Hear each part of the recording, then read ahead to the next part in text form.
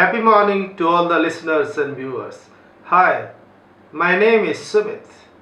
जो बीत गई सो बीत गई, अब व्यर्थ निरर्थक रोना है।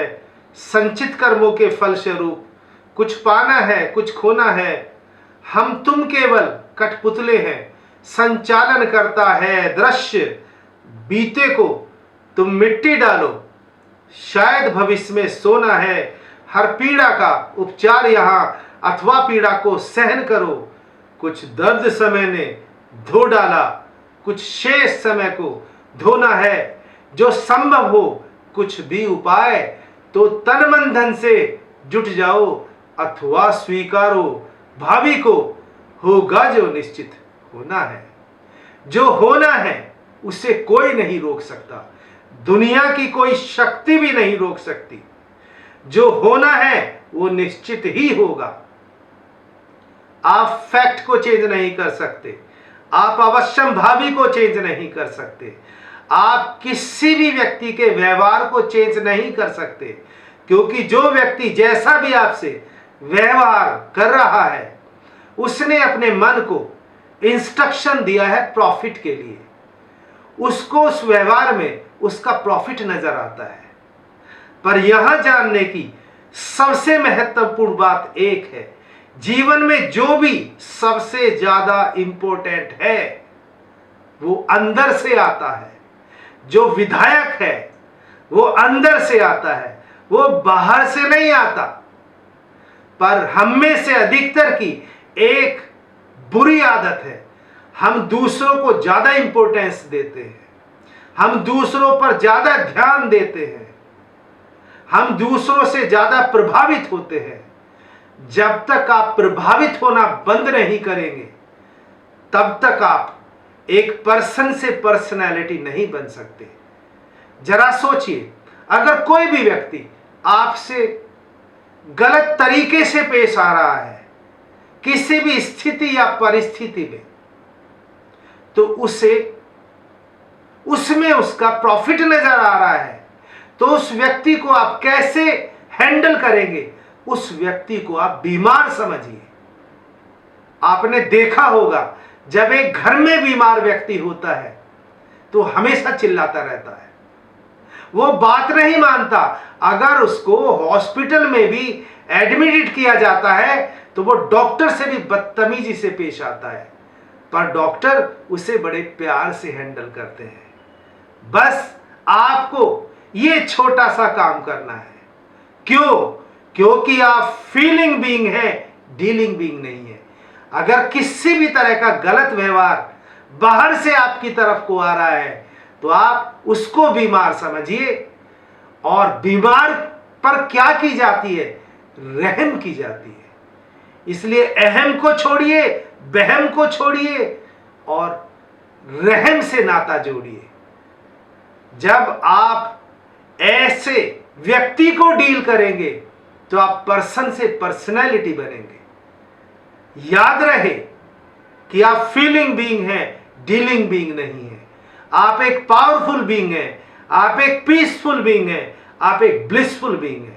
आपको ये सेल्फ टॉक करनी पड़ेगी, आपको ये रियलाइज करना होगा। जैसे जैसे ये रियलाइजेशन बढ़ता चलेगा वैसे वैसे आप पर्सन से पर्सनैलिटी बनते चलेंगे। एक पर्सन का पर्सनैलिटी से वही संबंध है जैसे एक फूल में सुगंध का। एक फूल अपनी सुगंध से जाना जाता है। तो आज से अपनी पर्सनैलिटी पर काम करिए। पर्सनैलिटी का पहला लेटर पी है, पी का मतलब है पावर, और पावर हमेशा अंदर से आती है। मैं एक एग्जांपल आपसे शेयर कर रहा हूं। बैंक का एक रिटायर्ड एमडी था, उसके 2 बेटियां थी।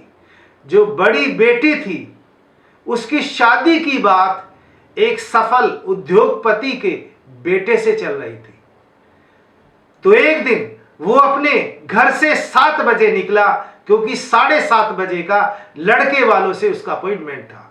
जैसे ही वो रास्ते में जा रहा था तो उसे 10 साल पहले एक नौकर उसके यहां काम किया करता था। रास्ते में उसका नौकर रामलाल उसे मिला। रामलाल ने उससे नमस्ते नहीं की, बस इसी बात पर बहुत क्रोधित हो गया, खरी खोटी सुनाने लगा, यहां तक कि गाली गलौज करने लगा।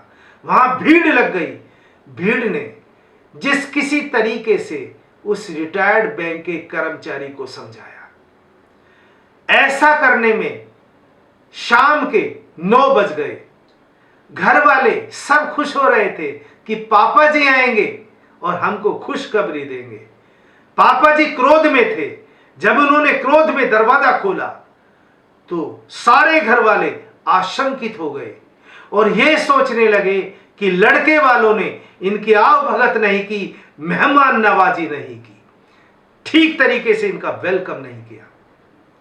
पत्नी भी डर से कांपने लगी। 10 मिनट बाद जब वो थोड़ा सा नॉर्मल हो गए तो वो पानी लेकर आई, उनको पानी पिलाया और पूछा, जी लड़के वालों का क्या रहा?